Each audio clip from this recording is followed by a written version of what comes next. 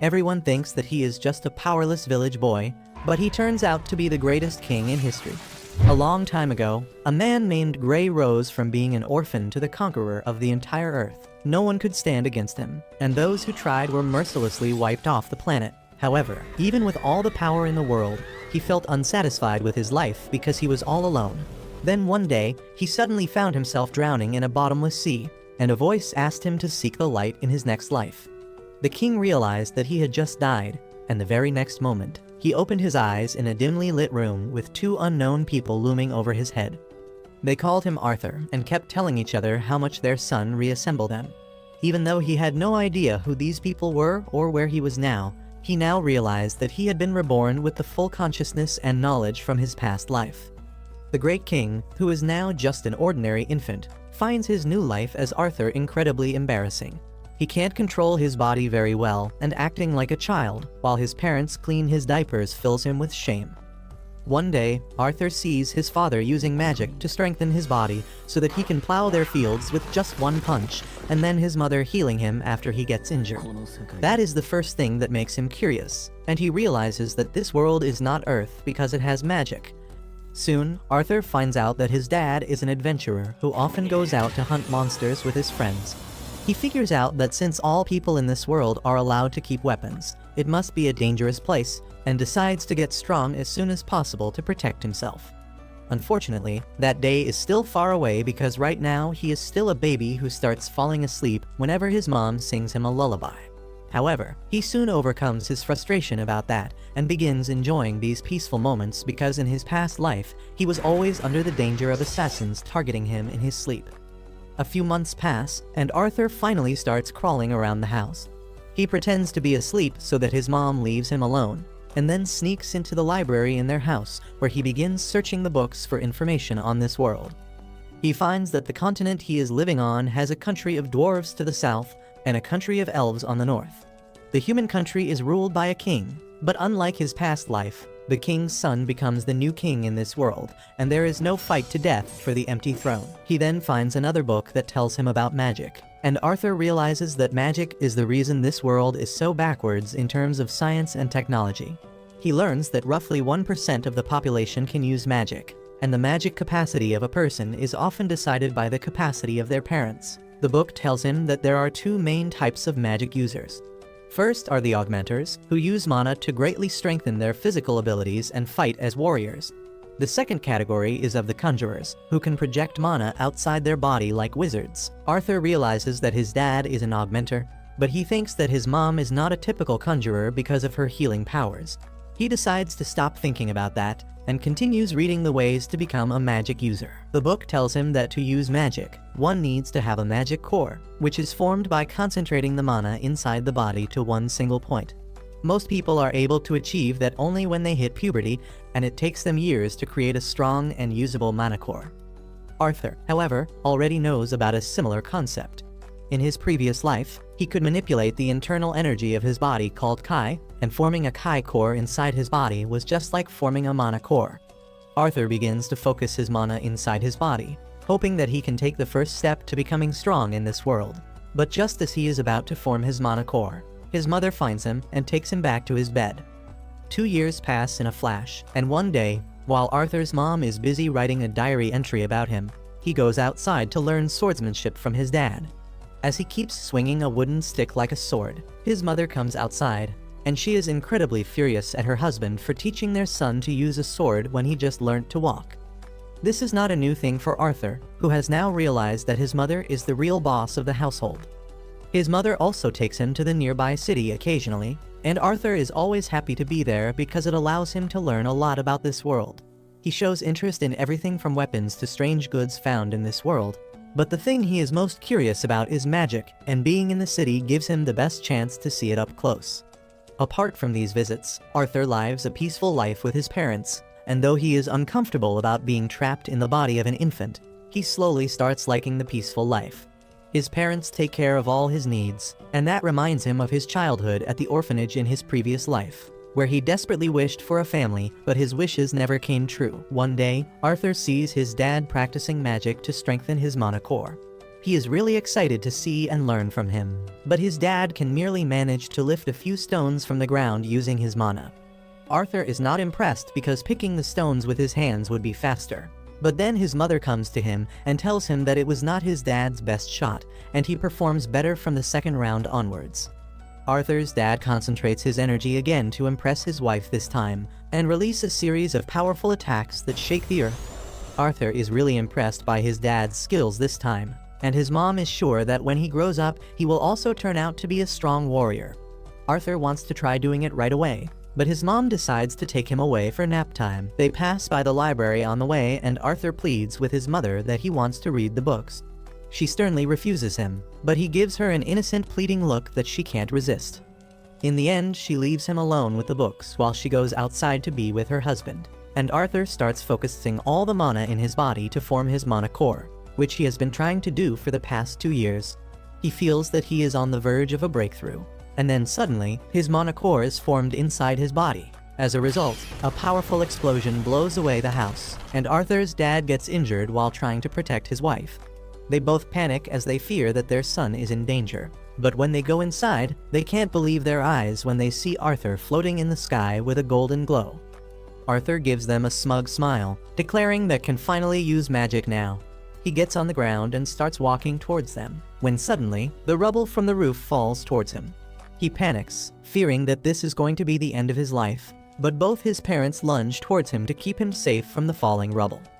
Arthur realizes only after this that his parents have the duty to keep him safe, but when they start crying, he gets confused. In his previous life, he never experienced anything like this, and even the parents of other kids never showed any emotions other than pride or disappointment. As he wonders what this new feeling is, Arthur starts crying too, instinctively clinging on to his mother. A couple of years pass by after that, and Arthur is now a young boy, who is starting to learn combat skills from his father Reynold. Him and his dad stand face to face in the garden, where his dad tries to hand him his prized gloves, but Arthur rejects it as he knows that he doesn't have enough strength to wield them at this age. He instead picks up a wooden sword, and his father does the same. Arthur immediately jumps into action, trying to land 3 consecutive attacks on his father, but his dad is much stronger and easily blocks each of his attacks. Arthur realizes that his dad is using his magic to reinforce the sticks, so he decides to do the same, and pours his mana into his wooden sword. Soon after, he runs at his dad once again, who is surprised when Arthur's attack manages to break his stick in half. Arthur smiles and claims that his wood is better than his father's wood, but his dad claims that stamina matters more. Regardless though, his dad realizes that Arthur is a prodigy, so he makes the tough decision to talk to his wife about sending Arthur out of town to an actual tutor.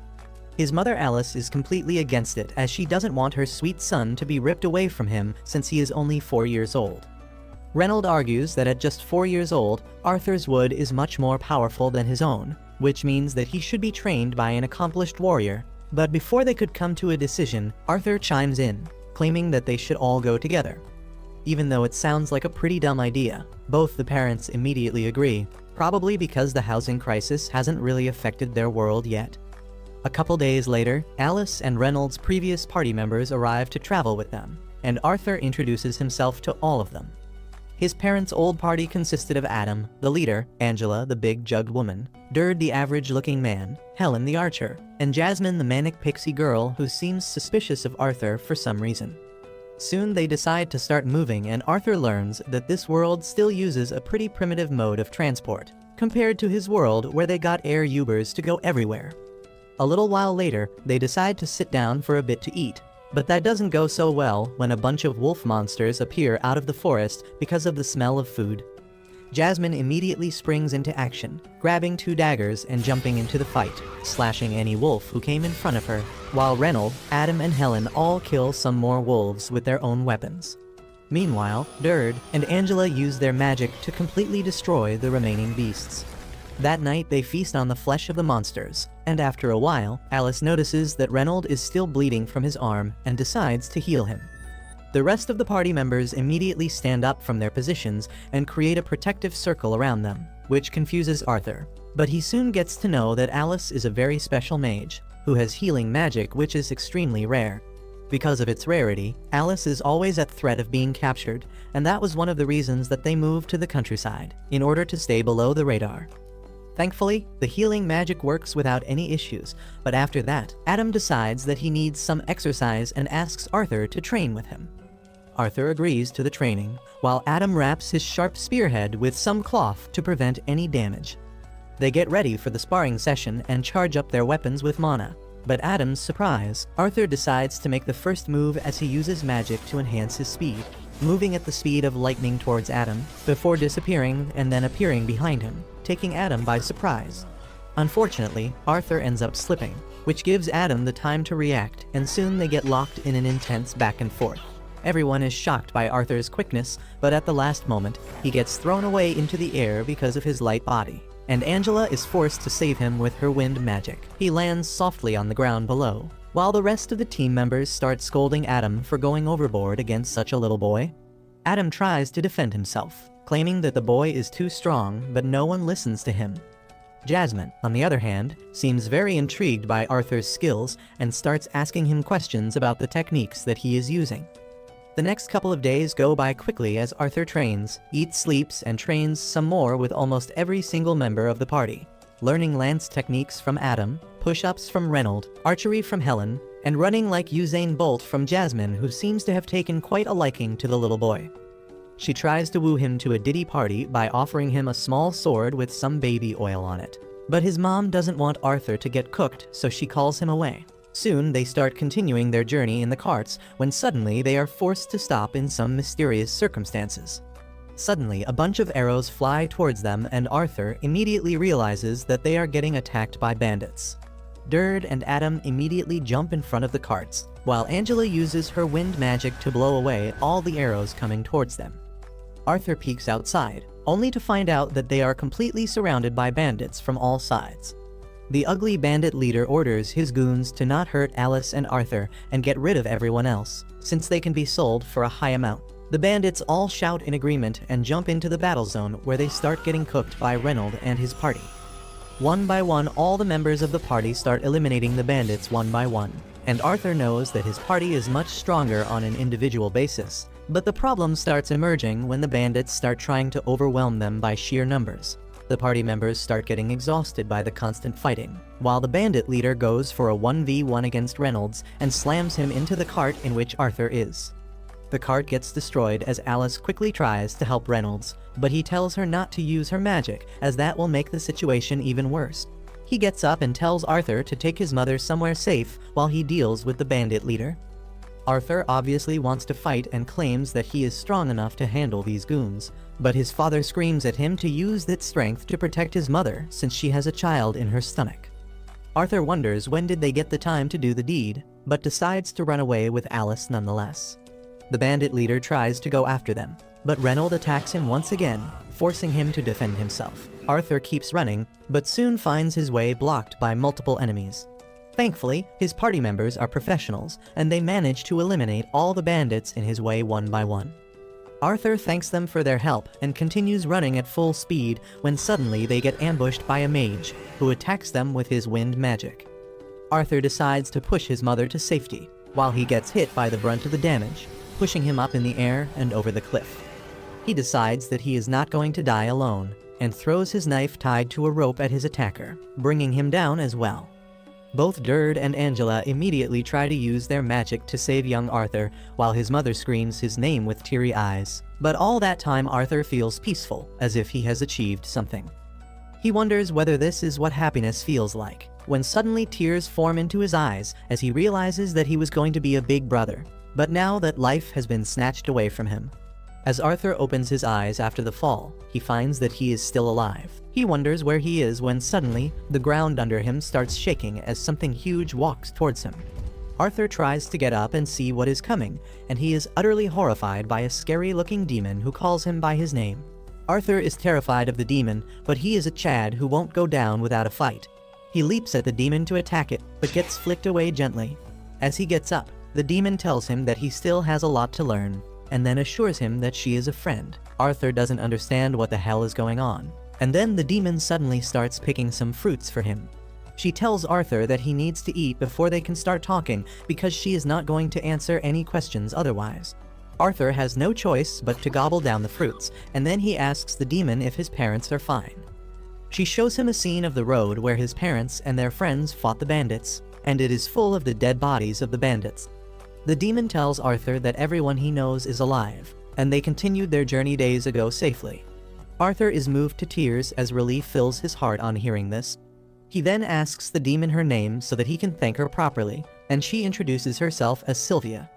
A few days pass with Arthur still in Sylvia's cave, eating the fruits to sustain himself while his injuries heal. He wants to go to his parents as soon as possible, but Sylvia tells him that it is not so easy because he will have to go through the forest that is filled with dangerous monsters and outlaws. However, she has another way to unite Arthur with his family, but it involves creating a hole in space-time fabric and takes a lot of time. Arthur understands this, and while Sylvia prepares the hole in space and time, he continues to train his skills. He now understands that even though Sylvia looks like a demon, she is really kind-hearted, and more than that, she cares a lot about him specifically. One day, as Arthur is working on his mana core, Sylvia decides to teach him a trick humans don't know. She gathers mana from the air and forms a ball in her hand, surprising Arthur, who has never seen anything like this before. Sylvia tells him most humans think that they can either gather mana or use it, but in nature, many creatures can do both things at the same time. She offers to teach the trick to Arthur, but before that, she wants to know what he will do once he grows stronger after learning it. Arthur thinks long and hard about it, and then declares that once he grows stronger, he will kill everyone who tries to harm his people. But Sylvia doesn't like that answer, and she flicks him away. Arthur gets pissed at this, but Sylvia tells him that he failed her test because she is not going to teach anyone with such deranged violent tendencies. Arthur is confused by this because the only thing he learned in his past life was that you get stronger to kill your enemies. However, when Sylvia asks him if he enjoys thinking about violence all the time, Arthur falls silent. Sylvia then tells him that there are other ways to use strength aside from violence, and she wouldn't want him to waste his life on rage and violence. Her words hit a nerve with Arthur, and he feels as if Sylvia knows everything about his past life. She then repeats her initial question and asks what will he do once he gets stronger, and this time, Arthur replies that he will protect the people he cares about. Sylvia is pleased with that answer, and she starts teaching Arthur how to use magic while directly gathering it from his surroundings. Arthur learns it really quickly as well, but just as he runs to show that he can do it to Sylvia, she hits him to the side of the cave and buries him in rocks. Arthur is confused, but Sylvia talks to him via telepathy and tells him not to make any sound. Just moments later, another demon like Sylvia arrives there and tells her to come back with him. She refuses to go with him, so the demon shoots an energy ball at her. Arthur is worried, but Sylvia assures him that she will be fine. She gets up to fight again and unleashes her full power, shattering her demon-like body and transforming into a white dragon. She then shoots a hyper beam at the demon, who can barely block it. He warns her that using such a great power will cost her greatly, but Sylvia tells him that she has no regrets with her life. The demon somehow cancels her attack, and then bombards her with his dark energy balls, some of which hit the cave. Sylvia gets distracted as she tries to confirm Arthur's safety, and the demon decides to knock her out with a big attack. Sylvia realizes that Arthur will come under danger because of this danger, so she decides to risk it all so that he can escape. She uses all her power to stop time and then calls Arthur outside, telling him that he needs to go home now. She opens a hole in space and time, telling him that it won't take him directly to his family, but now he is strong enough to survive on his own while he searches for them. Arthur realizes that Sylvia is sacrificing herself for him, and his heart breaks because of that, but she makes him promise to use his power to protect the people he loves. She then gives him some parting gifts in the form of a crystal egg and a feather, asking him to take good care of it. After that, she kisses Arthur and suddenly he gets golden tattoos on both his arms. Sylvia tells him that he will learn their meaning and purpose when the right time comes, but for now, it is farewell. She then tells him that she didn't really need all this time to prepare a portal to send him home, and she delayed the process on purpose because she enjoyed the few days she spent with him. Arthur starts crying on hearing this, and then he realizes that he is not strong enough to protect her right now, even though he promised that he would protect everyone he loves. Sylvia tells him that their promise doesn't apply in this situation, and tells him to hurry. He tells her that he doesn't care if she is a dragon or a demon because she is family to him, and you never leave family behind. Sylvia tells Arthur that he already has a mom, so he decides to call her grandma, and the dragon starts crying on hearing that. She then nudges Arthur to the portal, and he takes the egg and the feather with him. But just as he enters the portal and turns back to